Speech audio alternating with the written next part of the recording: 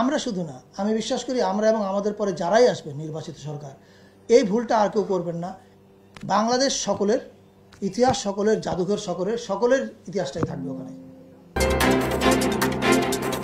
না, এটা এটা সবাই জানে। ৭১-এর ইতিহাসটা আওয়ামী লীগ তো শুধুমাত্র ওনাদের ইতিহাস রেখেছেন, ওনার এবং ওনার পরিবারের। আপনি ইতিহাসের মধ্যে তাজউদ্দিন আহমেদ কি খুব আছে? কোথাও দেখতে পান না তো। মাওলানা ভাসানী কোথায়? আপনি অনেকেই খুঁজে পাবেন না। এই জিনিসগুলো তো ঘটেছে। আমরা কেউ বলছি না যে বাংলাদেশের স্বাধীনতা যুদ্ধ যখন হয়েছিল তখন ওই আন্দোলনে আওয়ামী লীগ ছিল না, আওয়ামী লীগের নেতৃত্বে আন্দোলন হয়, এটা কেউ বলছে না। কিন্তু আওয়ামী লীগ মাত্র কি এক ব্যক্তি? এই প্রশ্নগুলো আসবে। এবং স্বাধীনতার আন্দোলন কি শুধুমাত্র আওয়ামী লীগ করেছে? আরও অনেকে ছিল, তাদের ভূমিকা কোথায়?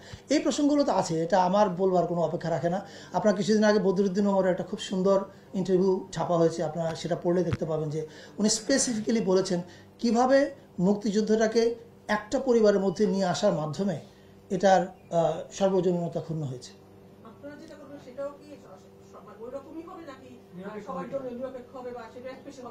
আমরা শুধু না, আমি বিশ্বাস করি আমরা এবং আমাদের পরে যারাই আসবে নির্বাচিত সরকার এই ভুলটা আর কেউ করবেন না। বাংলাদেশ সকলের ইতিহাস, সকলের জাদুঘর, সকলের ইতিহাসটাই থাকবে ওখানে।